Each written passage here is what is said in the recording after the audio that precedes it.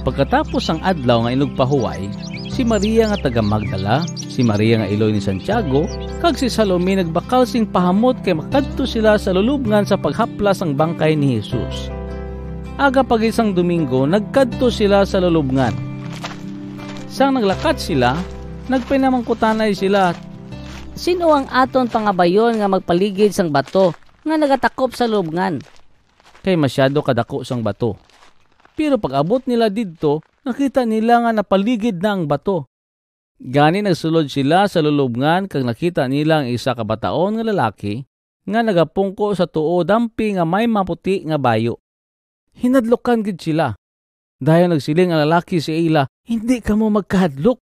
Naibaluan ko nga gipangita ninyo si Jesus nga taga Nazaret nga gilangsang sa cross. Wala na siya diri. Nabanhaw na siya. Tanawa bala ninyo ang ginhamayangan si iya? Lakat kamo.